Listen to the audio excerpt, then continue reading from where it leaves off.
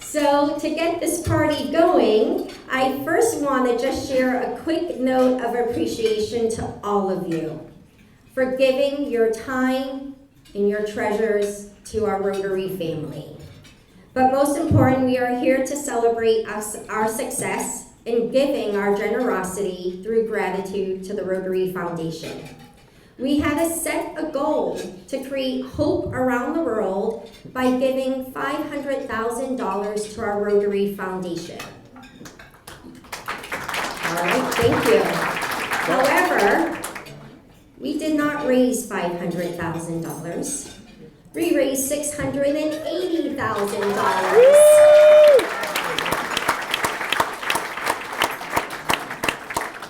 And we'll talk about the impact that your donations have around people in Southern Connecticut and throughout the world.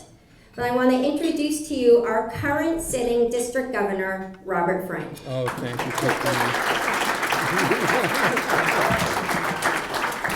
$680,000! You know, I didn't have to travel far today.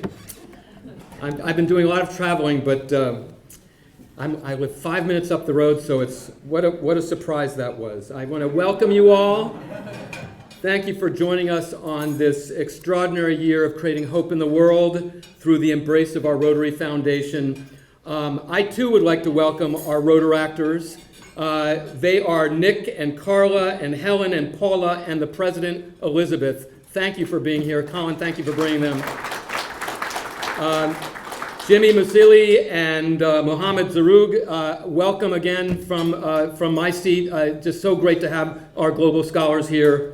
Rotarian Barnabas Oyasega, thank you so much for being here. We look forward to your presentation later. And of course, Mike McGovern, thank you for being here today, our International Polio Plus Committee Chair. Just so great to have all of you here. I'd like to stop for a second. We lost a giant amidst our foundation this past week. Mac Leask passed away around 9 days ago, and some of us were able to go down to his memorial and his funeral, and I'd just like to have a moment of silence for the extraordinary leadership, the extraordinary vision, and the tutelage and the education he brought all of us in helping us ratchet up our foundation to be one of the best in the zone and in the world. So let's take a moment of silence.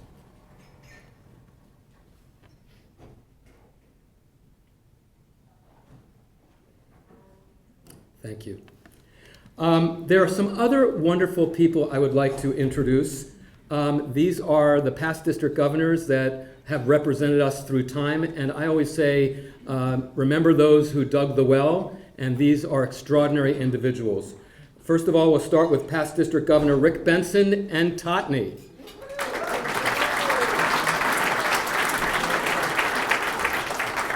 Past District Governor Colin Gershon. Past District Governor Alan Hurst. Past District Governor Jeff Krause. And the past District Governor that we share the same birthday, Ernie Louise.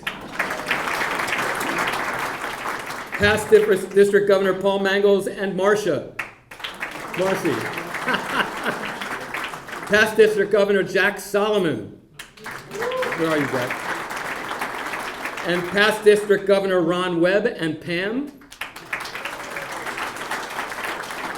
I'd also, is Karen Bellamy in the room? Assistant Governor Karen, there you are. I haven't said hi to you yet.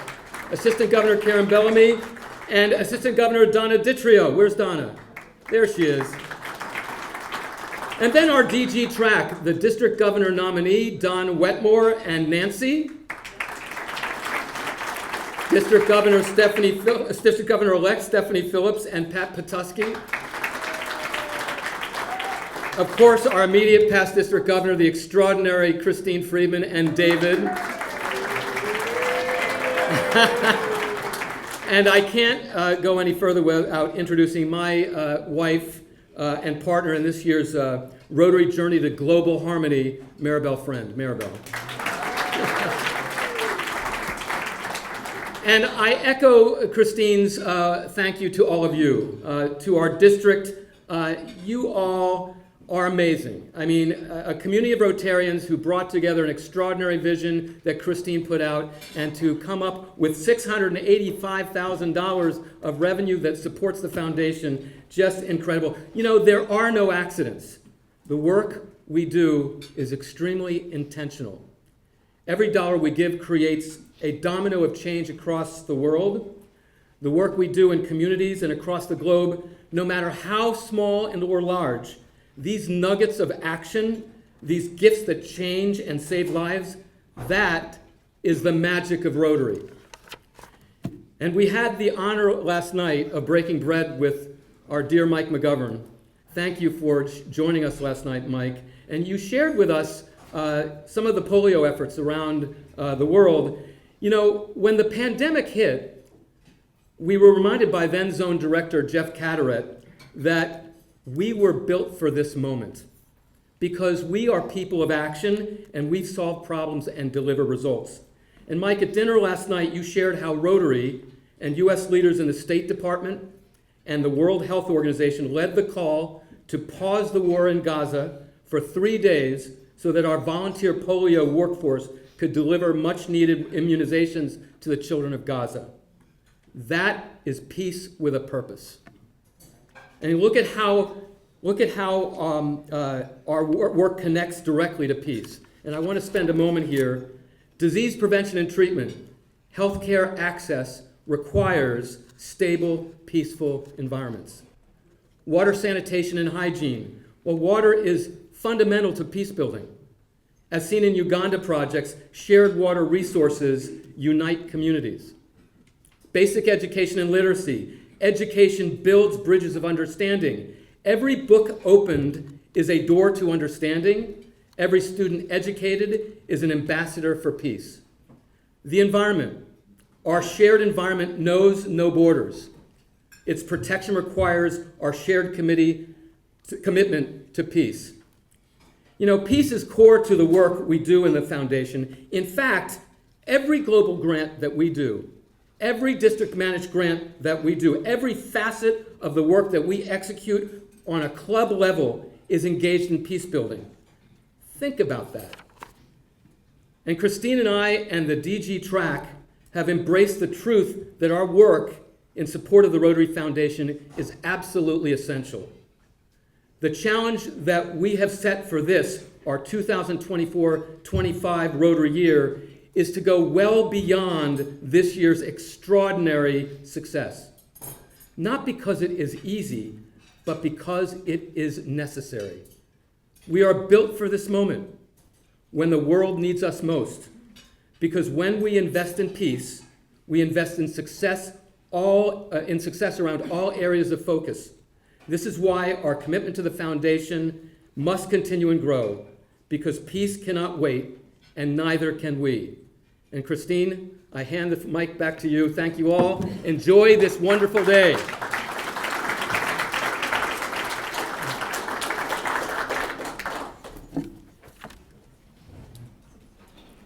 Thank you, Robert, for your inspiring words. We heard how we did raise $680,000. But why? Why do we as Rotarians, people of actions, friends of ours, come to the call of action to raise $680,000 to give to strangers we don't even know? Northeastern did a study, and their study was to test if people were shown gratitude, would they be more likely to give? So they had two groups. One group had to solve a technical issue, and they had a stranger in the room that was an active participant in this group trying to help to solve this technical issue. Group two also were trying to solve the same technical issue and also had the stranger in the group. But the stranger didn't participate in helping them to solve the problem. When the problem was solved, the stranger in each room said to each group, I have another problem, I need your help to solve it. The stranger who was active in the first group got a response saying, yes, we will help you. The stranger in the second group that was not helping them got a response, see you later. So the researchers thought, wow, were they really wanting to give back gratitude that they saw? Or were they just being nice and being reciprocal? You helped me, so I'm going to help you. So they had to do another group study. Same thing, two groups, one both with strangers, stranger helping and stranger not helping. Then they took the group and broke that group into smaller groups and introduced more strangers into the room who went to each group. And the group that had the stranger helping had a new stranger in their small group helped the new stranger. The second group, nothing happened. So their theory stood, when you have gifts of gratitude, kindness, generosity, caring, giving to you, you're more likely to give. And I look back and I think about, when was that seed of gratitude planted in me? It was 4th grade. I was 10. And I did not realize it when I was 10 that that seed was being planted in me. I was a 4th grader at an elementary school called North School. Went up to 6th grade. When I was in 4th grade, we learned that North School was closing. And we were all either going to Central School or Robin Hood School. As 4th graders, we were a little anxious about this. Am I ever going to be with my friends again? What about my teachers? Will I be able to make new friends? It's a bigger school. What's going to happen? Our lives were changed as 10-year-olds. Well, we had an all-school assembly. Mr. and Mrs. Fish came to our school. And Mrs. Fish was dressed as a sea star. Mr. Fish was playing his guitar. They were playing songs, dancing, doing skits. They also brought live tidal pool animals from the ocean.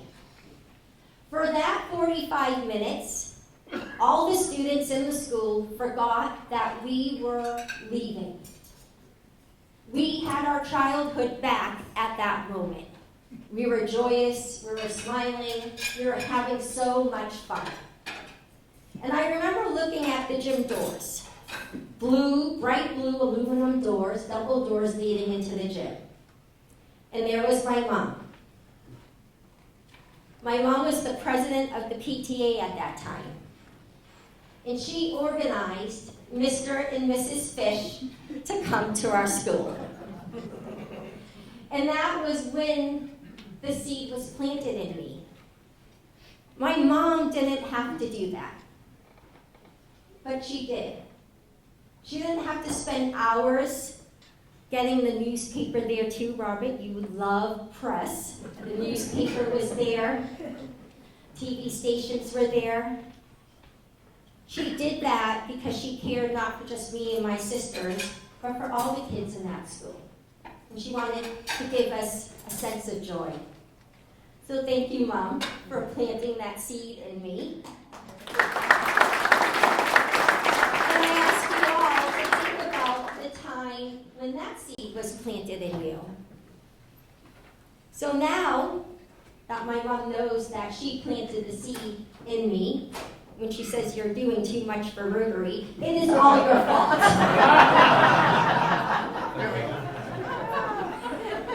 So I want to thank you all, because somewhere in your journey there was a seed planted. And we know that to be true because we exceeded our goal, our call to you to raise over $500,000 to our Rotary Foundation. And so I want to thank you all, because my seed is now growing. It's because of you, because of your generosity and the kindness and the gratitude I see coming from all of you in this room. The world needs us, and as Rotarians, we are people of action, and I thank you all for that.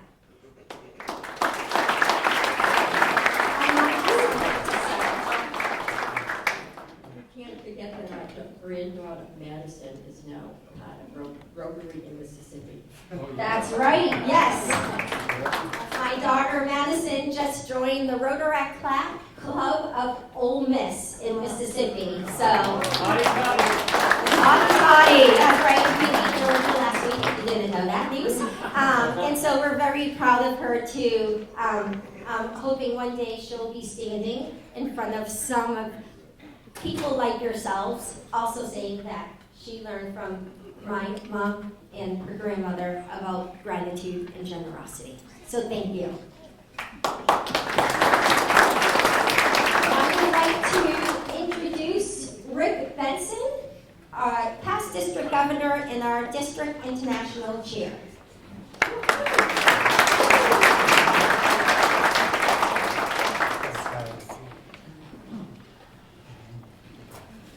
Thank you, Christine. It's great seeing so many friends here and great celebrating all the success of our Rotary Foundation last year.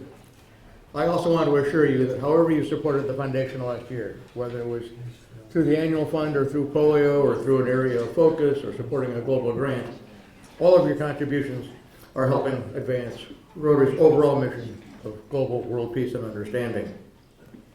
I have the pleasure today of introducing my two East African sons, who are going to be speaking to you in a minute. Both are brilliant young men. Both are making a difference in their chosen professions and through the Rotary Foundation. Both turn out to be 37. Both are married. Both have 2 children back in Africa. And both own farms for extra income. Some of you have met Jimmy Musili before because he's been here for about 15 months going to Yale. And quite a few of you have actually traveled to Uganda with me, and we're having a little bit of a reunion with Barnabas today. So these are our boots on the ground. These are the guys that actually implement the projects that we all come up with. So first, let me just introduce Jimmy, for those of you who have not met him. Jimmy's a wildlife biologist, a conservationist, a consultant, and research specialist. He has a BS with high honors in wildlife management from the University of Nairobi in Kenya. This is his second year where he's studying for his Master's of Science in Environmental Management at Yale. Back in May, he was awarded a 3-week fellowship in Rwanda. This summer, he spent doing research at Conservation International in Arlington, D.C., where the district governor down there was his host for the entire summer. And he just returned from an environmental conference in Vancouver, British Columbia.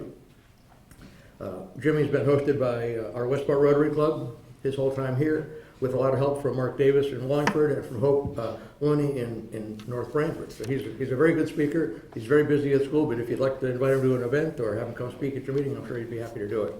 So Jimmy, please. I'll introduce Barnabas in a minute after Jimmy. Jimmy.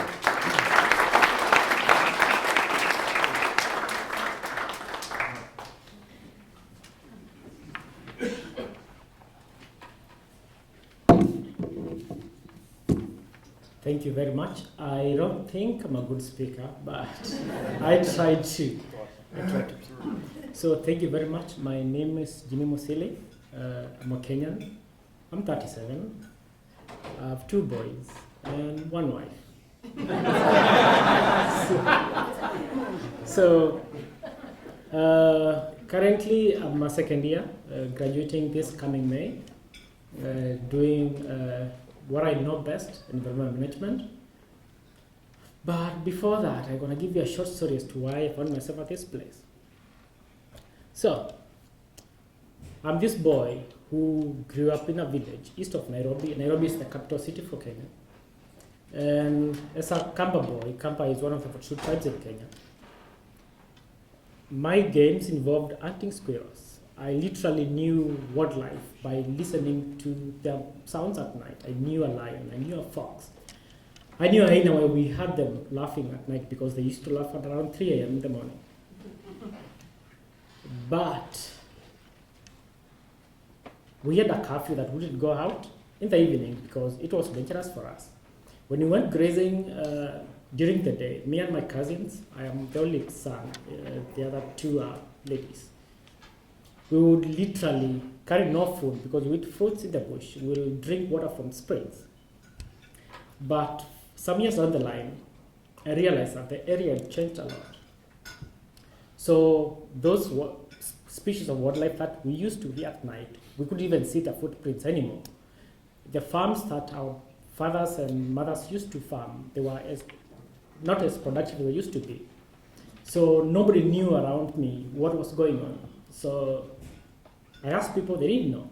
So I got a chance to go to Nairobi when I was in my fourth year in high school. And I saw on the television, there was this lady who was being beaten by soldiers because she tried to prevent the current government by that time from building a skyscraper in a public park. I'm like, why is she so serious? Like, oh, she talks about climate change. Like, okay, what is climate change? Because I was a young boy, they told me more about it. But the conviction that this lady had, her name was Wangari Maathai, is what got me thinking about what had happened back home as to why we lost these wildlife species, as to why our farms are not productive as they used to be. And because of that, I chose to study wildlife management to try and bring back what we lost when I was a boy. Against many people wanted me to do engineering, and my uncle wanted me to do architecture, to draw buildings and make money when I was young. But I chose the other path. And moving fast forward, I went back to work for county government, where I've been working as a senior game warden, trying to fix the issues that I saw. But during my work, I've experienced many things that have changed my life. I've responded to people cries for help at night, trying to go and get lions from their places of residence, trying to set traps for hyenas, trying to educate people on how to take care of their farmlands, things like that. But I realized one thing. I'm deficient in some ways. I'm also knowledgeable in some ways, but people didn't listen to my counsel because I only had a bachelor's degree. So I was like, okay, let me get a master's degree to get more knowledge and also to get authority to say things and people could listen to me. So that's how I ended up at Yale, trying to fix the problems, also to get this elevated viewpoint to talk to people back home and to be able to listen to me. So now, where I am currently, I've even seen more things that I even knew. Today, I can use technology to map areas.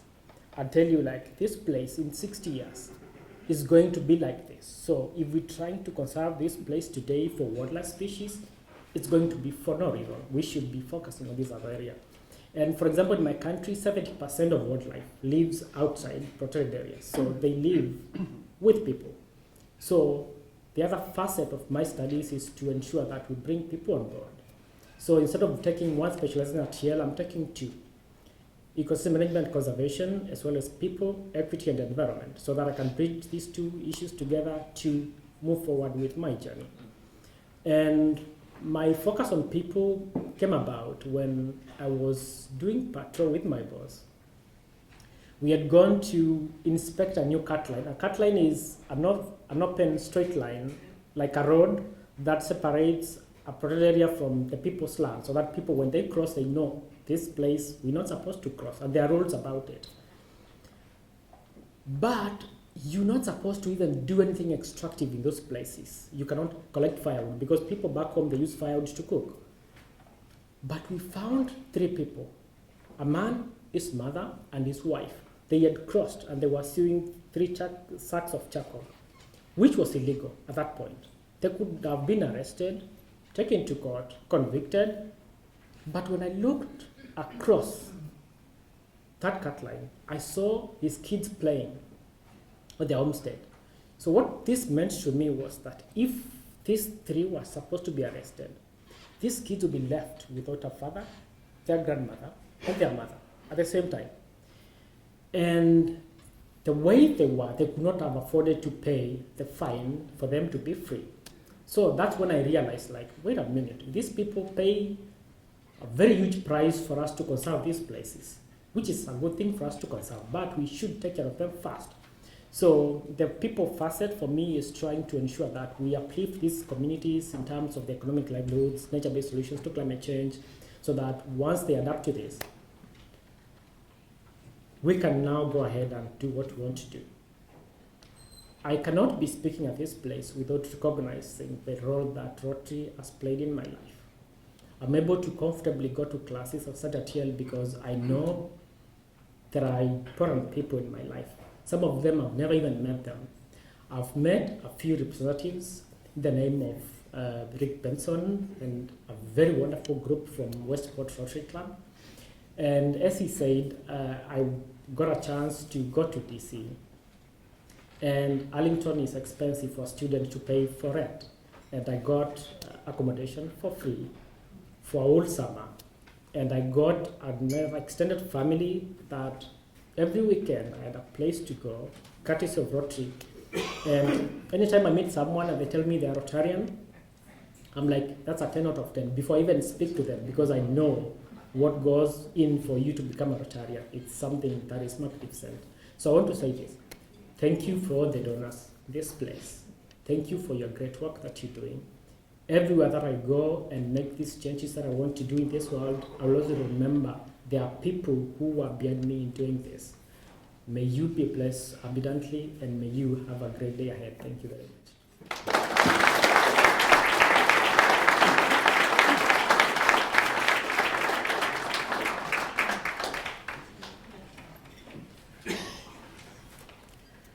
So Barnabas's basic bio is in your book, where you'll see that he's a past president of his Rotary Club, a past president of his Kahiki Rotary Club. He's a Paul Harris Fellow. He's got a BS in public health and a master's degree in marketing. He's the chief ambassador of the Bundi Community Hospital in southwest Uganda. This is his second trip to the United States, and he's actually currently on a 6-state swing to thank Rotarians and to meet with other supporters of the hospital. He was in Dallas a few days ago. He's with us until next week. Then he's going to Vermont for a couple of days. Then he's going to Park City, Utah for a few days. And then he's going to Northern California to meet with Dr. Scott Kellerman, the founder of this hospital. And then he's going to the West Coast to meet with some other Rotarians out there who are supporters. He's been with the hospital his entire career, which is about 15 years. We first met in 2019 when I stumbled into the hospital with Martha Hoffman and a group of other folks. We were there commissioning some wells and looking for a hands-on project. So we went there and met Barnabas, met the whole crew. And somehow a few months later, of all the 1.4 million Rotarians in the world, he decided to call me to see if we could help equip this new building. Now, Rotary, of course, doesn't build buildings; we only equip buildings. And one of the big travel companies had donated enough money to build a 30-bed addition to the hospital, but there was nothing in it. It was just a big building being built. So we went out and raised a couple $100,000 for 2 global grants, and over about a year and a half delivered $1 million worth of equipment. And exactly a year ago, 14 of us were at the hospital attending the dedication. So we didn't screw up that project. And so when we were there, they said, "Hey, can you do this again?" Remember, no good deed goes unpunished, folks.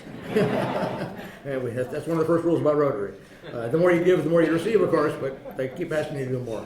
So now we're on a similar path to raise about $275,000 to equip a dental and vision building that somebody else donated to build.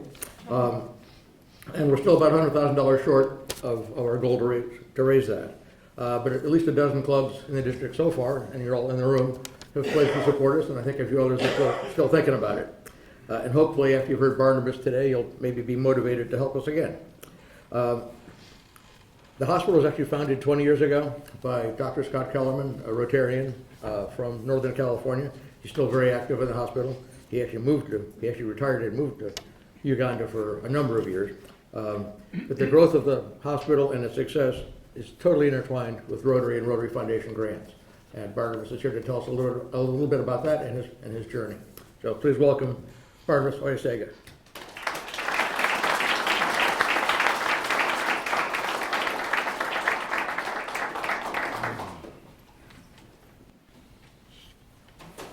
Good afternoon. Glad to be here. It is such a humbling time that we meet in such a place, share the same cause, even though we do not know each other. but that is the good thing we get to know about Rotary. My Rotary journey starts back way in 2008 at the university.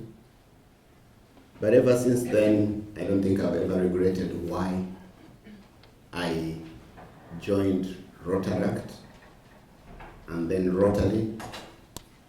And I don't know if I'm yet to leave. So when I told Rick I was coming, he's like, yeah, you must be able to speak at our foundation. Then I said, okay, that sounds good. So I thought, let me try to put a very good presentation around, but then deep within me, another heart told me, why do you have to complicate things?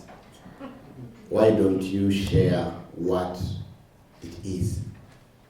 Everyone knows and stands for the same.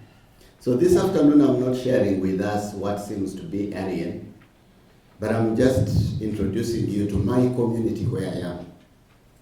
Definitely things might have changed with time, but there's definitely a lot that Rotary has done, and that is what I would like to share with us. A brief history is how I got there. So I've been in Bwindi for the last 15 years, and initially I moved in to work with a hospital which was started as a mobile open-air clinic for the Batwa. It's an indigenous group that used to stay in the forest of Bwindi Impenetrable National Park, which around 1991 was gazetted to be a national park. And all human activity was reduced or controlled. So to access the park, you must have authorization. The main animals they are protecting there is the mountain gorillas. Worldwide, the mountain gorillas are only in 3 countries. That's Uganda, Rwanda, and Congo. That's the Democratic Republic of Congo. Uganda, or where I am, houses almost half of the world mountain gorillas.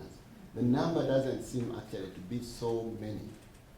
It's about slightly over 1,000 individual gorillas worldwide. They can never survive anywhere outside that environment, so they are not like the ones in the lowland that you find in West Africa. If you take them out of this environment, they will not be able to survive. So that is why UNESCO had to come in and make that a World Heritage Site. But unfortunately, the Batwa themselves had to be displaced. The Batwa, as they left the forest with no access to social services or healthcare, between the year 1991 to 2000, the church really got concerned. That's the Anglican Church, tried to source for support. A missionary doctor came out of Grass Valley in Northern California, near Lake Tahoe, and went to do a survey. He found the infant mortality rate among the race as 42%. He decided to come back, sell his practice, and go back. So between 2000 to 2003, he ran an open-air clinic, and then later several different people came in to support. It has grown to now the facility. When I heard about an opportunity to go there, I first went there in 2009 and said, I would not want any other place beyond this, because I had already been introduced to Rotaract at the university. So that's how I got stuck there. And what I'm here sharing with us is the impact that Rotary has had in this community, where most of the population lives on earning as much as $1 or $2 a day, doing farm labor. We have a lot of tea, so most people work for farm labor on the farms, largely subsistence farming. The closest health facilities that could be able to do specialized surgeries, including eye surgeries, are about 7 hours away. We started testing for HIV, just a mere test to know if someone has the virus, in 2008 in this region. But right now, we have a state-of-art hospital, not yet like Yale, but that's where we desire that we would want to be. So I would like to run through a few photos. I just put photos in, and I'll just be sharing briefly about the photos. and then hope that we can have a good satisfying time. For whatever you do to the foundation, it might not mean a lot to you, but to someone on the other side, it does. So this is a group of the indigenous people. That's part of what they have been done now. They are able to share their culture and pass on the education information to the next generations. Just the next slide. So that's the mountain gorillas. They are huge. They can eat tons of vegetables or vines in a day. Some people here, actually I was talking to some people who seem to have been there. And yeah, it's a very great experience that these animals will share 98.4% of the DNA genetic material. The only thing they don't do is build houses like us. But the rest of the things they do. But they are huge and sometimes intimidating. But when you get to see them, if actually you get an eye-to-eye with them, you feel like there is some bit of us that is lost out in the world. So that's why it was gazetted, so that they can be able to protect these animals. So this area that I come from is from okay, that's a very short video of photos. Yesterday, I got a memory on my phone to tell me what happened 14 years ago. And it's what I thought I could relate to us. I had just graduated out of university here. So there's it's like a video. You can just get on the bottom of it. That was a family staying in that house. And then this was a nurse going for vaccination program as we were going with her. That was a water source on top of the hill. They excavate. During the rainy season, water is collected, and then they use that. To walk down is about 2 hours down the hill to get water. That's the type of houses that the community had then. Then we tried to look for money quickly as students, as we had just graduated, put in a rainwater harvesting tank. And that's part of what the community, so down there is where the hospital was in 14 years. But right now, things have changed a little bit better. It doesn't mean that, so this is where the hospital started, under the tree. In 2003, this photo is from 2003. And as we go further, this is the infant mortality or child mortality rate I was telling you about. In the US, it was 0. In the other regular Ugandans, it was about 20. Among the Batwa indigenous group, it was 42%. That's 24 years ago. Not so far away. But several projects have come in, and with the interventions in the area where we are, we see that diarrheal diseases have been reduced by over 90%. And that is part of what Rotary has done. We did wash programs in the area. We made sure everyone has access to some water, not necessarily safe for drinking, but some water. We made sure that people have pit latrines. We don't have flush toilets. And it helped reduce the disease burden of what would have been skin infection, diarrheal diseases by over 90% through different Rotary grants. So that's where I am, southwestern bit of the country. The hospital serves in its immediate catchment area about 300,000 people.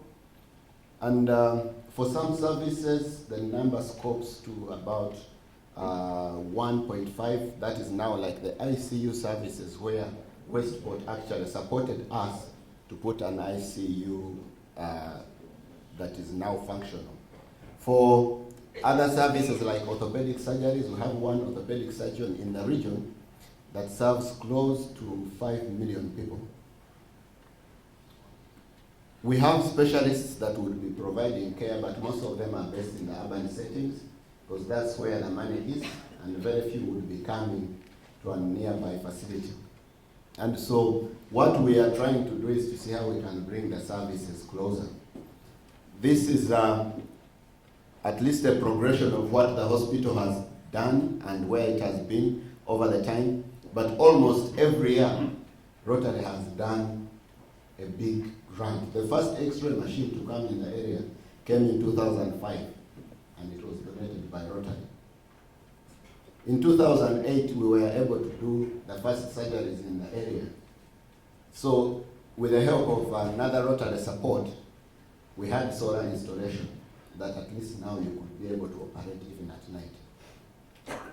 We had, in 2011, some incubators that were delivered. 2013, we started, rather 12, we started doing vesico-vaginal fistulas. To some, it might be something strange, but it's still common there where women get fistulas as they are laboring and giving birth. But with the help of some Rotarians from Switzerland in Basel, they have consistently been coming. They were there, I think about 2 weeks ago. They started the camp on 26th of last month and ended it on the 9th. We had women travel from as far as 1,000 kilometers coming down to get surgeries. And we had about 10 fistulas of the 57 women that were operated during the week. So fistulas are still there, but Rotary has still jumped in and supports with that. So there is also 2015, we were able to, actually the grant came around 2017, which allowed us to have universal anesthesia machines that now we are able to operate comfortably. 2021, we were able to have the ICU. And we are still wishing to take this place to another level, because among the things that we would want is to see how we can reduce the number of people going out. Mostly when you refer someone out and they don't have the money, one, we don't have a national insurance. Everyone has to pay out of pocket. But if you go to a public facility, the services should be free, though sometimes there's a missing component. The health workers might be there, but the drugs are not there. The drugs are there, but the health worker is not there. So there's still a lot that could be improved there in the public setups, but in some of the private setups, it's prohibitively expensive, though the services are accessible. So among the things that we are pioneering is to see how we could have access of some of these services in the area. And one of the things that we are looking at doing now is doing a vision and dental area service. The closest one can get access to vision and dental care is about 6 hours away. Last year, there's a group that came out of Utah, Park City, called the Hope Alliance. They did a screening. Normally they come screen, give glasses, readers and sunglasses. We saw over 2,200 people in a week just going around. Of those, over 350 needed cataract surgeries.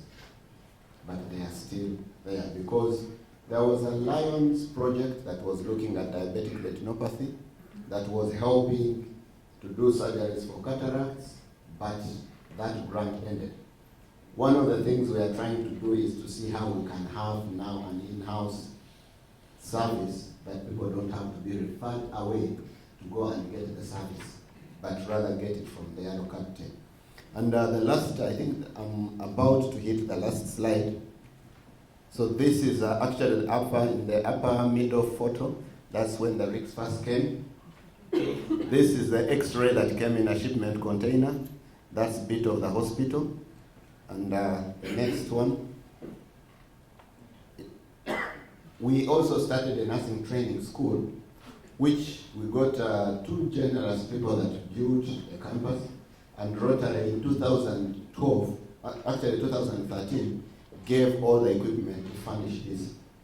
Students do the same national exams, and like here, for us to move from one level of education, primary, secondary, and high school, to go to the next level, you must all sit the same national exam. So note that every school has a standard or maybe state. However, students that do not afford to go to the university, they can now come train in nursing, go and get an opportunity to work, and then get an opportunity to further their studies or career. And that is part of the nursing school. This photo is from 2005, where the first X-ray machine was put in to serve the needs. Well, it has served and has had a few issues. So we are very grateful that with the past grant we had access to 2 other X-ray machines that we can now do even digital images in case we need to get another opinion, be able to bring that. That is what Rotary is doing, connecting us from there to here or any other part of the world. That's the campus of the nursing school. That's inside the ICU, the intensive care unit that we equipped. That is the container that came with different equipment coming from here in Yale. This is the proposed dental vision unit. We are already building it. On the next slide, that photo is from 3 weeks ago. We hope that by January that building should be done and we start to see how to outfit it. We believe if we are able to successfully raise enough support through the grant that we are having, by April it should be fitted. And in May, I would like to invite all of you to come and we do groundbreaking for it. It would be a better and best gift we can give the community for people to be able to have sight. These are the different Rotary projects that have actually happened. All these that you see here are global grants. And these global grants come from the foundation that we put the money to. So whether $100, whether $1, whether 100,000, whether whichever amount that we give, even $1 million, yes, whichever amount that we give, we might not know who uses it, but on the other side, we know what it means to us, and we know what it contributes to the communities that we serve. There is nothing else that links us and humbles us as Rotarians to be able to serve. We might have a lot to serve, rather a lot of resources, but to be able to know that there is a place where we can put resources and be able to use these resources to serve mankind is the only thing that gives us meaning as Rotarians. Thank you so much for the time.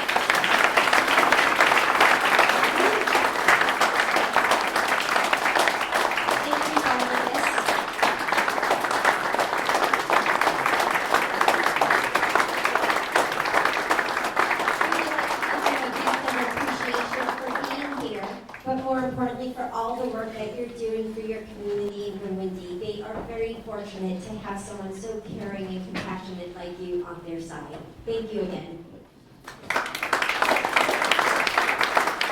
like to introduce past district governor and past district Rotary Foundation chair, Colin Gershon.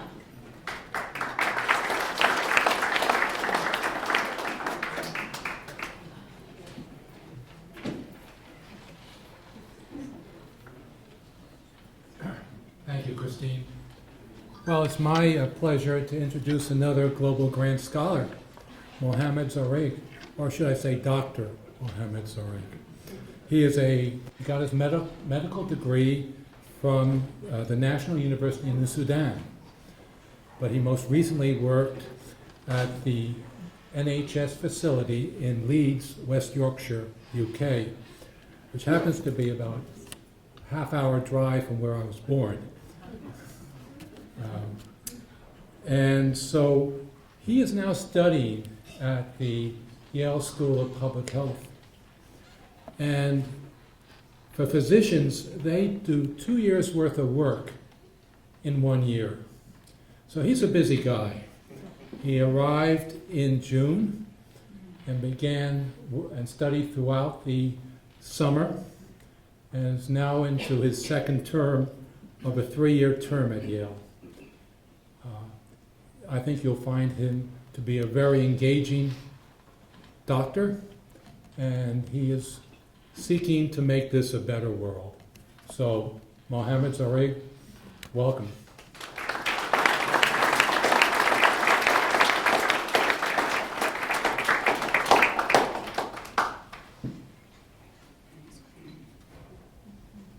Thank you so much, Colin.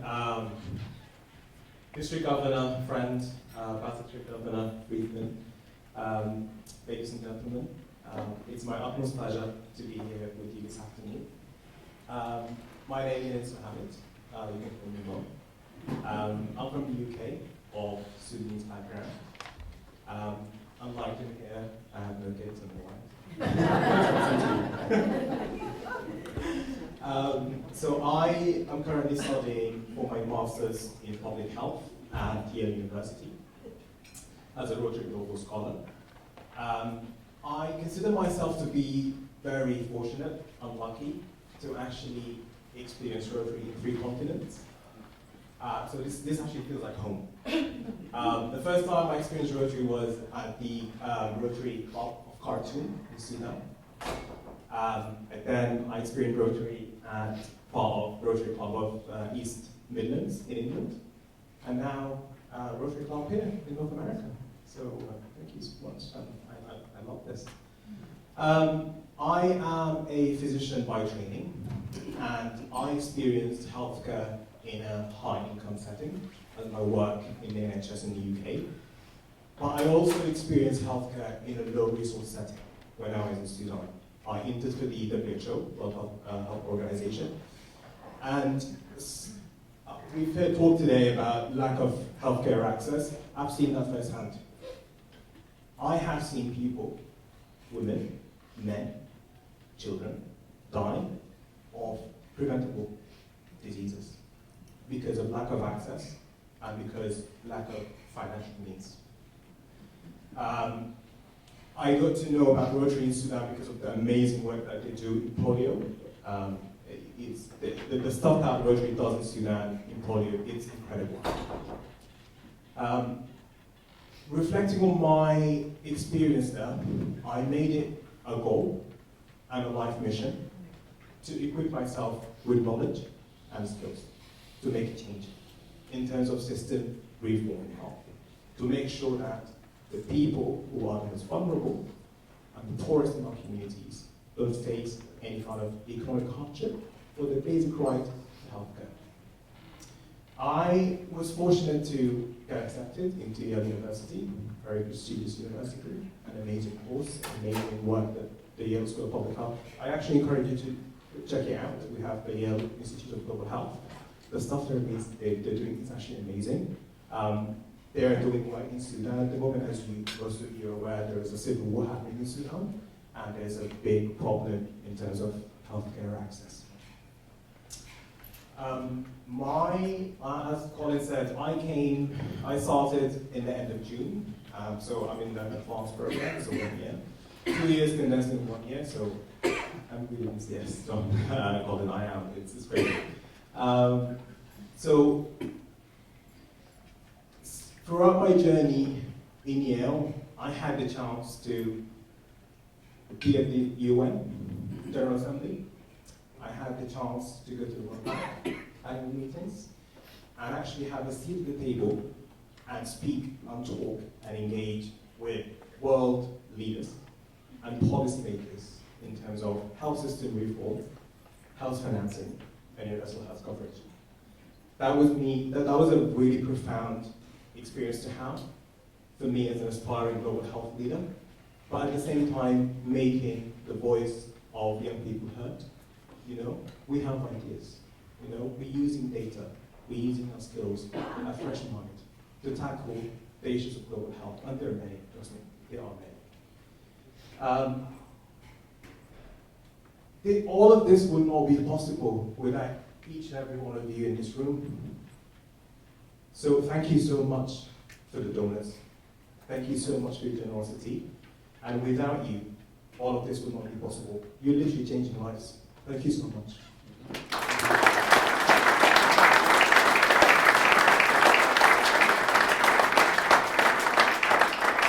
Thank you, Mohammed, for your inspiring story. I'd like to introduce past district governor and our current district Rotary Foundation chair, Mr. Ron Wood.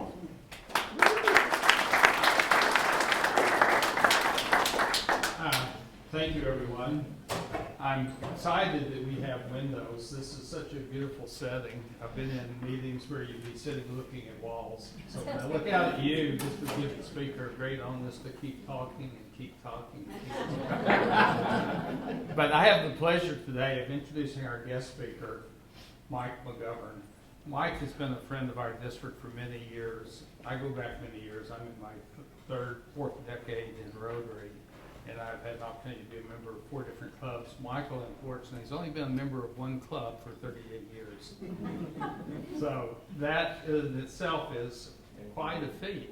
But the nice thing is he's from Cape Elizabeth, Maine, and he has a background in this town management. He was the town manager for 30 some odd years. He retired. He came back into an ad hoc role while they looked for another town manager. But on his journey, just like all of us, he was asked to give of himself, and he gave over and over and over again. I mean, he was invited to do things. He accepted those invitations, and he's had a chance to move up within the zone, up to Rotary International, has been the director, and has had the good fortune of playing a very crucial role in our efforts to eradicate polio. And you have a little bio on the flyer. I don't want to steal much of his thunder, so at this point I'd like to introduce Michael McGovern.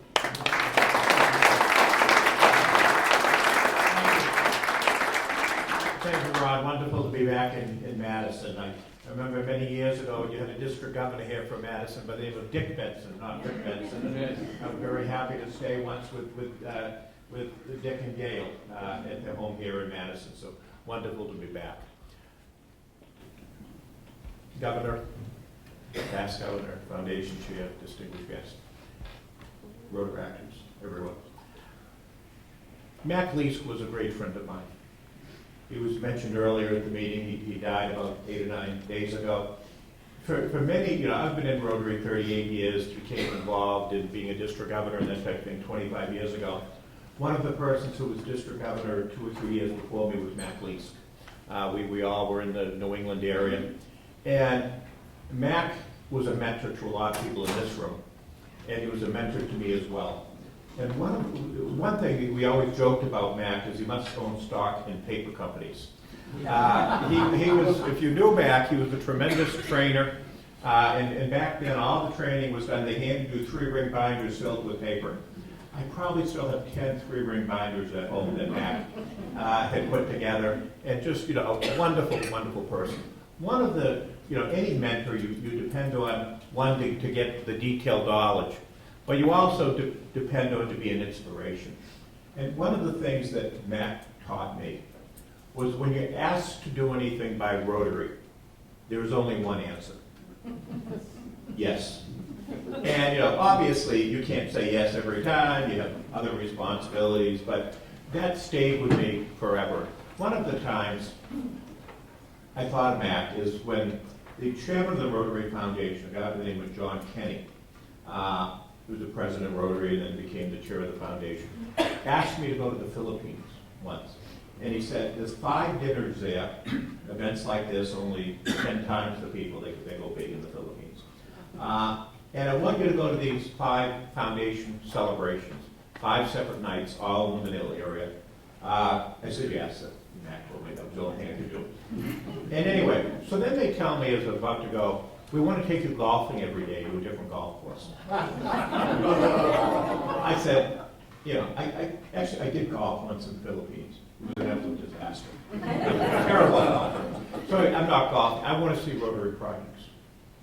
And the Philippines is a special place in my heart because it was the first place that Rotary worked to eradicate polio from a country where it had not been eradicated. So anyway, I'll never forget, hearing about the hospital, whatever. One of the first places they took me was in Quezon City, just north of Manila. And it was a birthing hospital, a maternity hospital. And first of all, they took me into this room, and it was totally a Rotary operation. One of the things they took me to was human milking machines. These are devices that that a woman connects with. and they harvest human milk. And all of the milk in this maternity hospital, because they wanted to make sure the milk was safe and clean, women from the community donated it. They were used by the Rotary machines, and then they were properly refrigerated, properly whatever needed to be done. I'm not an expert on this subject. But at the same time, it enabled them to have clean milk, better nutrition, all these things. So then they took me into the room where the mothers had just had their children. And it was a room, again, maybe 4 times the size of this room. I couldn't believe it. It was every woman who had had a baby in that hospital in the previous day or 2 was in that room. We talk about having single occupancy rooms in hospitals.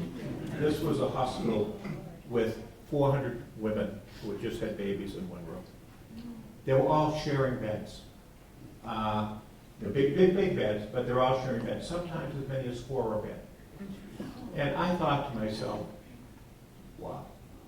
We talked to the hospital administrator, and it would seem to us by our culture and our standards, they didn't have much. But you know what? Everyone was totally appreciative. Everyone knew the value of what Rotary was doing there. Everyone knew that, yes, there are people somewhere up from away who care. And, it's one of many times when, I think the Rotary Foundation, we hear about it, we go to things like this, we see wonderful pictures, but if you ever get on site, go to a hospital in Uganda, see the actual work in the field. That same trip, since I wasn't golfing the second day, they took me to like a community health clinic. It was a small building on the side of a road in a village. And they showed me, again, it seemed to be did birthing projects. They showed me a birthing bed that the Rotary Foundation had just purchased. And they showed me the old bed that it replaced. And it was obvious we were helping them to move their standards forward. They then handed me this infant child. I don't have kids. I'm not the best one to hand a kid to. Anyway, they handed me this kid, and I politely held up the baby, made small talk. Then, thankfully, someone else was there and handed the baby off to someone else. But then they showed me a newspaper clipping from the local newspaper the day before. And this child, who they brought to this little Rotary Health Center, had been found in a ditch. They brought the child into this Rotary Community Health Facility so that they knew the kid would be taken care of, and they knew all of those things that were in the room that the Rotary Foundation had funded would help care for this child. You could say to yourself, and I sort of said to myself, well, the kid could have gone somewhere else. But I think it says something about that community, and it says something about Rotary, is they chose to bring that child to the Rotary Health Center. And in these types of things, sadly, maybe not quite that bad, are multiplied around the world in terms of what happens. I can remember going once, I've only been once to Nigeria, but went there, and it was a similar thing. It was to see the polio program, and to see the different activities. But then they took us, I think we were in Abuja, the capital, and they took us to a fairly modern health facility. It's a modern city, but lots of poverty. But a woman comes in, after we had already put the vials of polio back in the refrigerator. She said, I'm late, can I still get the polio from my infant child, the polio vaccine? And we said, sure. And sometimes I show the picture, but I didn't want to go slides today. I'll never forget when I saw the picture. Fortunately, she was holding the child, I wasn't. But I was holding the vials, put the polio drops in this kid's mouth. I get the picture, the woman was in tears. She was so appreciative that her child was getting the polio vaccine. And people ask, why isn't this done? If every mother was like that mother, we would have this stuff. Basically, it's that simple. We need to get the polio drops into all the children's mouths. We need parents who are willing to present their children for the vaccines.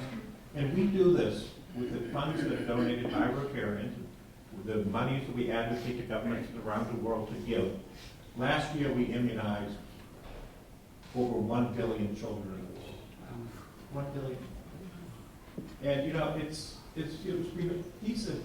are preventable diseases, and yet we're still getting kids who are coming down with polio around the world. It's happening in Pakistan, it's happening in Afghanistan, and it's happening particularly in different places in Africa, where, like Sudan, where, you know, there's, I don't know, insurrections or there's militancy.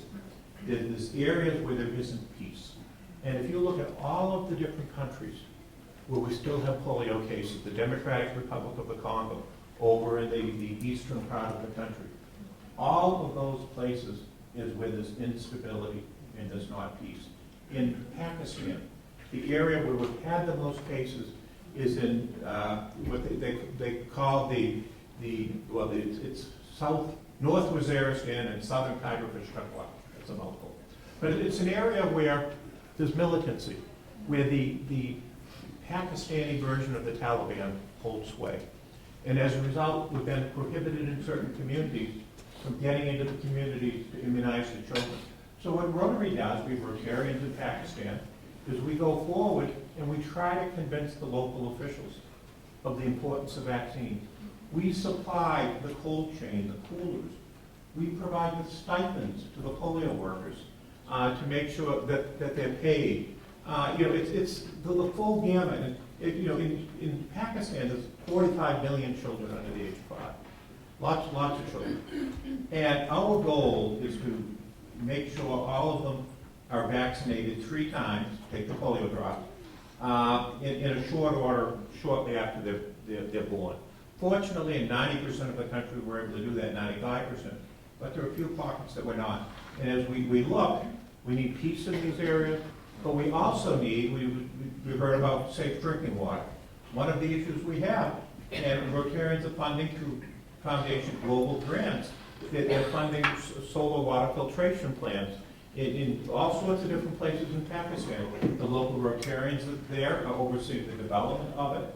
They're working with the governments there. They're working with the local people. And as a result of that clean water, there's fewer children getting polio than there otherwise be. I just saw an agreement signed 2 days ago. Aziz Mehman, our polio chair, was involved in Pakistan, of a program to deal with malnutrition. Because, you know, one thing, if you take the polio drops and you have diarrhea, you have malnutrition, your system might not be able to keep that vaccine and the beneficial effects of it in your system. So the issue is to make sure that they have clean drinking water, they have reasonable food to eat, and all these other things. And Rotary looks at all these things. We have these areas of focus. You know, so it's, you know, I'm the polio chair. My primary responsibility is to make sure your funds get spent correct, that you donate for polio, work with the partners and raise money, do the other things. But in the end, in order to really reach a polio-free world, we need to make progress in these areas, other areas as well, with the greater impact. Afghanistan we work in, that's been interesting lately. A year and a half ago, whenever it was, the Taliban took over the de facto government in the country. We were working perfectly with them. They wanted to work with us. They were very cooperative. It was all a little surprising, a little bit shocking, in fact. And eventually we got house-to-house vaccinations, which means we go house to house to put the polio drops in everywhere but Kandahar City. Some of you remember Kandahar in the news reports with the war. Unfortunately, the Taliban is headquartered in Kandahar. They hold a lot of sway. About a month ago, maybe 6 weeks ago now, maybe 8 weeks ago, the Taliban leaders for the entire country announced there'll be no more house-to-house vaccinations anywhere in Afghanistan. Women would not be allowed to speak outside of the home. That's the environment we sometimes work in. Fortunately, we're not back there yet, but it's, you know, we try to use political advocacy, influence, try to change decisions like that, but they don't want to hear from white guys like Elizabeth May. They just don't. They need to hear from people in their own communities. So fortunately, there are people in that country who are with us. Why shouldn't they be? They want their kids to be healthy. And fortunately, they've already gone from, they're saying we can't do house to house, we can only do mosque to mosque. The issue with mosque to mosque is a lot of these mosques in these communities, women are not allowed in them. And it's the women who are the ones who facilitate getting vaccines. Well, fortunately, in fairly short order, they've backed off and they'll allow site to site. Which means that, you know, if that whole back row across there is, you know, a street, we can't go knocking on every door and every table there, but we can walk down the middle if the seats weren't so close together. Walk down the middle and, you know, ring a bell or whatever and say it's polio vaccine time. You know, we're not, until we reverse that decision, we're not going to get it done. But, you know, I look at it for every child to be saved. In the meantime, it's one more child that's saved. You know, we've gone from, you know, 350,000 cases a year to including all types of polio, both polio variant cases and the wild polio virus. We're under 300 cases in total, all those types of cases, which is about the lowest it's been, which is all very positive. I want to talk about Gaza for a minute, which you mentioned a little bit earlier by Robert, the governor, whoever he is over there. Gaza was pretty unique. It was found, one person was found to have polio, one of these polio variant cases. We do environmental testing around the world to see if polio is around, just as we did in the Hudson River and found out it was in the Hudson River coming from Rockland County, New York. But anyway, went into, so Gaza, we said, it was positive environmental samples, and it was this one case, and you know, it was an old darn moment. This is not good. You know, they got huge problems there. Huge problems. Everyone knows that. We're not taking sides here. But at the same time, the kids needed to be immunized. They needed to be healthy. So the administration in Washington, working with the United Arab Emirates, working with other countries in the region, working with the Palestinian authorities, working with the Israeli authority, all agreed not that we'd have days of tranquility, but we would have a couple of outs in 3 different places in Gaza, north, central, south, where we would go in and provide the vaccines. We were the target, and I hate that word, the target was every child under the age of 10. So we've gone through 2 full rounds of oral polio drops in Gaza. And it was site to site, it wasn't house to house. 94% of the target audience was reached. Rotary, through Rotary Foundation dollars, polio donations, contributed $500,000 or $500,000 toward that cost. So a lot of times we get, you know, what are Rotarians doing in Gaza? That's what we're doing. And I think the other thing that's unique there, you visit some of these places and you realize, you know, it's not only polio, but they have other issues they're dealing with. Mozambique, a couple of years ago, we had a couple of cases there, right in the middle of a cholera epidemic. And it was very difficult because the health officials are all interested in cholera, but at the same time, you know, we had to get the polio message through. They were wonderful to work with. The World Health Organization, UNICEF, the others we work with wherever possible. But in Gaza, one thing we wanted to do, because of cholera, because of all these waterborne diseases and all these diseases you see happening in conflict areas, we wanted to give vitamin A drops as well. Vitamin A builds up the immunity system. So if you have the presence of cholera, you have the presence of some of these other diseases that, you know, are mostly foreign to us here in southern Connecticut, it builds up the immunity system, they're healthy. And every one of those underage children, 94% of them in the country, also got the vitamin A drops. You know, what we've saved lives with polio, it's estimated with vitamin A drops out of the polio plus we get, we're saving about 2 million lives a year from that. So, you know, we call it polio plus. That's what it's about. You know, in the most part, we're making good progress. I want to talk a little bit about American politics. But I want to talk about that a little bit. I think everyone's aware that there's been some controversy of different people potentially being appointed to administration positions. I just want to say, the U.S. government, Democrats, Republicans, both bipartisan, have been extremely supportive of providing funds for the global effort to eradicate polio. The U.S. government gives approximately $240 million toward that, which goes to the U.S. Agency for International Development and goes to the Centers for Disease Control. Everyone has been completely supportive. Republicans, Democrats, the previous Trump administration, their CDC director, a guy by the name of Bob Redfield, the public health physician, could not have been more supportive. In the middle of COVID, I'm getting phone calls from him. One day he's on the screen in the White House press room, and he's on the phone with me talking about what they're doing to eradicate polio. So while there's a lot of hesitation, a lot of fear, we're going to continue to work with the new administration, whoever ends up in the different positions. We're going to continue to work with the Congress. And we expect that the polio efforts of the U.S. government will continue to be funded. And a lot of what you read, it's, there's some rhetoric out there, obviously. But at the same time, I just can't imagine, just as we deal in all these different countries, in the end, it's about the health of the children. And while some people may have some theories on certain vaccines, we're not hearing about the polio vaccine. So I just want to allay a few of those words. So in closing, they give me 20 minutes, I'm probably exceeding it. All of this happens because we Rotarians around the world, I don't talk about all foundation work, so we all give a little bit. Some give more, but it's all those little bits that add up. The Rotary Foundation, for polio, we try to raise $50 million a year. That sounds huge. It sounds, well, how can I make a part of it? The average contribution of a Rotarian to polio is $30. $30. So if you think about that, and if we have a Polio Plus Society, you look at your program, lots of generous people. Every little bit helps. We have spent, trying to eradicate polio, Rotary, $2.7 million since 1987, roughly. $2.7 billion. But it's a little bit, and we need to be providing vaccines tomorrow, not yesterday.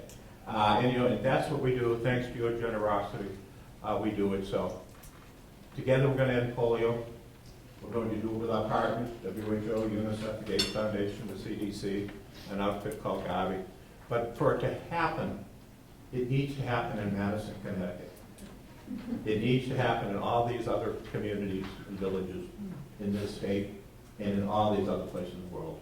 I've been fortunate to see how the money's spent. We work to make sure it's spent properly, and in the end, it's all about convincing the mothers to get the polio drops in the mouths. Together, we'll end polio. Thank you.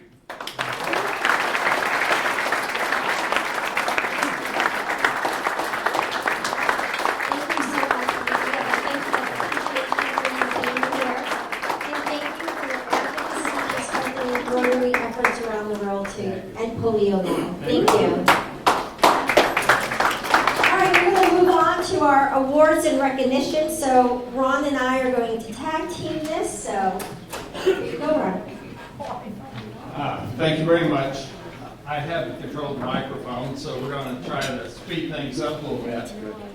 First of all, when you participate in the Rotary Foundation, you do things to help others around the world. Many people don't realize what we do as individuals, but we all appreciate a thank you now and then. So Rotary has really put a big effort into saying thank you in many different ways. We say thank you to the districts, we say thank you to the clubs, and we say thank you to the individuals. And many times people, when they think of Rotary and Rotary Foundation, they don't see them as two distinct functions that work in conjunction with each other to create a synergy. Today we want to celebrate some of the things that we accomplished in the past year. We were very excited about the total dollars that we had contributed during the year. And in your brochure there's different pieces of paper, so I won't read everything to you, but I did want to let you know that we have a couple of ways of recognizing clubs in the district. One of them is what we call the Every Rotarian Every Year. It says clubs in which every dues-paying member contributes a minimum of $25 to the annual fund, and the annual fund per capita giving is at least $100. This year, we have the good fortune of having 5 clubs represented as Every Rotarian Every Year. So if I call out the club, would you please stand up? Derby Shelton.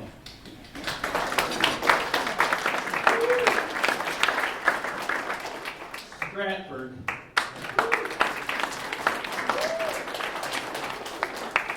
Ridgeville. Westport Sunrise. Woodbury, Southbury, Middlebury. Those clubs receive banner.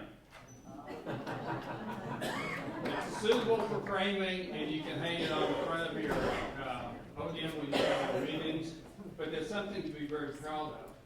We have 55 Rotary clubs. We have another 6, Rotary clubs, another 6 Rotaract clubs. Rotaract has been elevated, so we're really working with about 60 different clubs. So if you're 5 or so out of the 60, you're leading. So thank you to those clubs. Second is 100% foundation giving. These are for clubs in which every dues-paying member contributes a minimum of $25 to the foundation and average contribution of at least $100 per capita. And once again, we have Derby Shelton, Meriden, Monroe, Ridgeville, Bradford, Westport Sunrise, and Woodbury, Southbury, Middlebury. Yes, I can banner. If you have to have Zoom calls, just put that on the screen so that everybody can see that. So that makes it a little easier that we didn't have a lot of people walk to the front of the room. But we also celebrate those clubs that have the highest per capita giving during the year. We heard mentioned a minute ago that the average contribution to polio is about $30. There's some interesting statistics. Our district is made up of about 1,800 Rotarians, of which Rotary keeps score. About 45 to 50% make donations to the Rotary Foundation. Much smaller number makes donations to Polio Plus. We had 176 people last year make donations to 76 to Polio Plus, represent about 10% of our population. Our goal is for you to serve as ambassadors to all of the members of your clubs to encourage us to have ownership not only at the club level, but also at the individual level moving forward. So to celebrate this year, we have 3 clubs, and we'll go in reverse order. The third highest per capita would be New Haven with $451.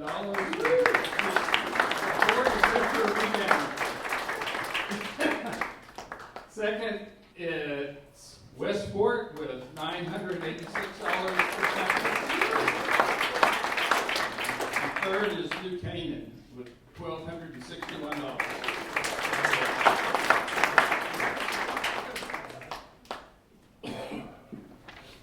Another question that came up was, are we serious about eradicating polio? And today we had a wonderful speaker on polio.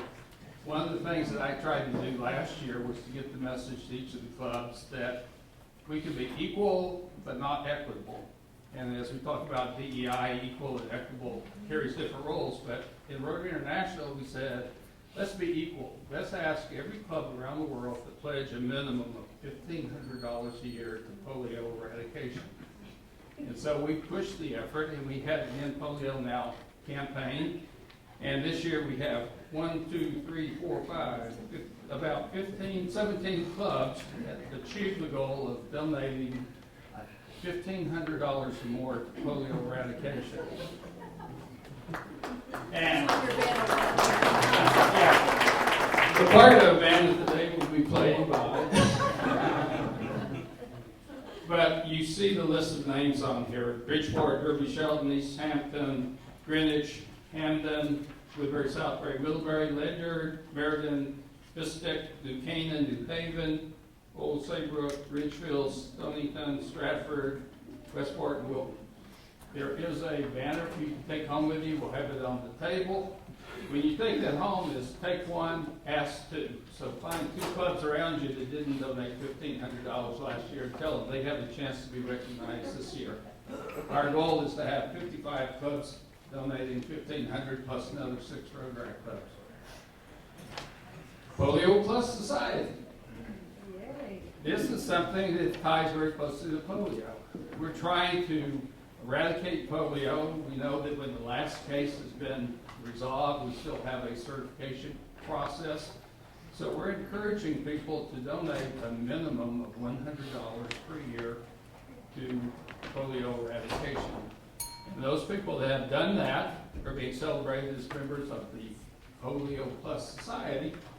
And we have certificates for the ones that were on the threshold this year. We have over 100 members, of which have 26 here that have the certificate. And we also have the Rotary polio pins. If you are a member and you haven't received a pin, please pick one up on the way out. If you're not a member but would choose to be, please make sure we're aware of that and you will be added to the list. So we have 26 people here that have the little certificates waiting for them. And it should be Kim Caro from wherever, Joe Shapiro, Howard Sadinsky. I won't read off all the clubs. Okay, Chester Kitchings, Geraldine Lewis, John Marshall Lee, Libero Campo, Lynn Campo, John Michael Corza, Rebecca Benzett from North Tut, Michael Barnett. It's okay. You're stuck. Yeah, I'll buy it now. All right, now, Tom Thibault.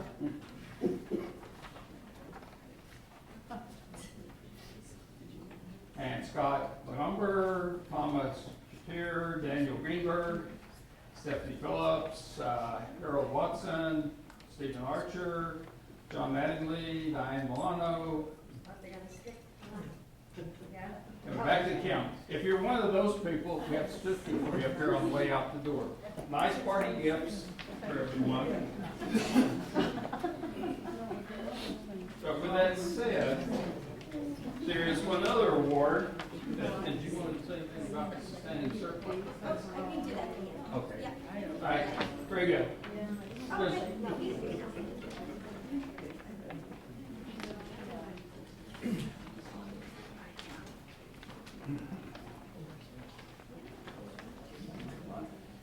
Okay. You heard us talk a few minutes ago about everybody donating $1,500 here from a club and $100 per person, etc. Back during McLean's time, we created an award that said we would like to see an average per capita income relatively high, and we'd like a relatively high degree of sustainable contributions, which means that it's not all coming from one Rotarian, it's coming from the Rotary Club members. So the criteria was District Sustainable Circle Award, which had a previous name that we changed, and I'll tell you about that later, recognizes clubs which have given a minimum of 70% of their members as sustaining members, and an average per capita members of at least $175. This first presentation took place in 2007. Clubs that are really looking at increasing the per capita and making sure that they get their individual clubs involved. There's some new ones and some old ones in here. I'll read their names. Derby Shelton, New Haven. Derby Shelton, New Haven, we're very proud of you guys. New London. New London did yeoman's work this past year, re-engaging a lot of their members. I'm very proud of them and what they're doing. And every club can lead each other as by example. Ridgefield, the Stoningtons, Westport Sunrise, and Woodbury Southbury Middlebury. And these are the patches, and we have one for each of the clubs. And you can put that on your banner that you hang in front of the Zoom call so that people can see that each time you give it. All right, give that back to you. But things go full circle because this was a genesis of an idea that came from Ackley's we talked about and we're celebrating his life with his passing today. I'm happy we're able to honor him. All right. Now down to more trivial things. As Rotarians, we give, and we give, and we give, and we know the answer is yes, we give. And we give in different measures and in different time frames. And that's predicated on one, our ability to give, other is our desire to give. But the reality of the situation is Rotary is helping us keep score, pass this money through to do those really good things for our community. So we have what we call major donors. You gave $100 this year, you gave $50, you gave $500. At some point you hit a milestone. The first milestone is at $1,000. You're eligible at that time for what we call a Paul Harris Fellow. Paul Harris Fellow is really nice. It's a pin that's very attractive to wear. It gives you a sense of pride and prestige to wear that. But you hit an aha moment. I gave $1,000. It might have taken me 3 weeks or 3 years to do it, but I gave $1,000. I get my certificate, I get my pen, and this is the beginning of your journey. If I gave 1,000, when will the next 1,000 come? When will the next 1,000 come? So we want to celebrate that milestone of those people who received their first Paul Harris Fellowship. And we have a list on those. And it shows up in here, under the Paul Harris Fellowship. We won't try to go into all of those, but they're Our listed. District Rotary Foundation Committee. Ron was our chair of our committee for the last 3 years, so thank you for your leadership, Ron. We really appreciate it. We also, yes, you can clap. Also from our District Rotary Foundation Committee is John Merkel, our grants chair. Rick Benson, our international chair. Chip Marsh, our Paul Harris Fellow Society chair. And Kevin Reek, who is our annual and polio chair. So thank you all for your service. So just some closing remarks. I know I gave some remarks about my mom. It would not be fair if I gave some remarks about my dad. So I want to thank you, Dad, for being here. Our Rotary International President, Gordon McNally, during the Year of Hope when I was district governor, had a focus on mental health. And during that time, our district started a mental health committee.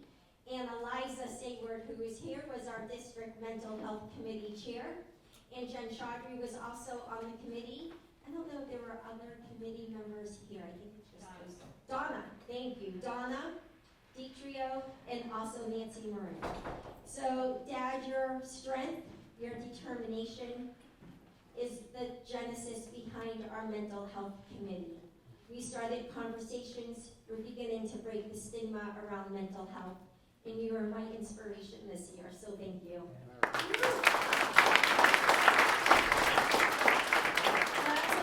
David, I feel this is my last event as district governor, but I know I'll be here a lot longer because I'm inspired by all of you. So thank you, David, for being by my side during our year when we created hope, not just around the world, but right here in our own backyards too. So thank you, everyone, for being here. Because of you, we sent life-saving equipment to the ICU unit in Uganda at the Bimini Community Hospital. Because of you, nearly 3 billion children in over 122 countries have been protected against polio, a paralyzing disease. Because of you, a mom in a relationship of abuse and domestic violence has a safe place to go to with her toddlers. Because of you, young girls are being saved from sex trafficking. Because of you, vets who are homeless have a place to live with heat, water, and electricity. Because of you, Children who are out in the cold have winter coats. And during the season of Thanksgiving coming, I know many of us are grateful for all the things that we have. I am most grateful for all of you, your generosity, and your inspiration. Thank you so much for making Rotary work and saving lives. You are incredible, and we love you all so much. Thank you for being here. Have a wonderful holiday season, and spend some time outside.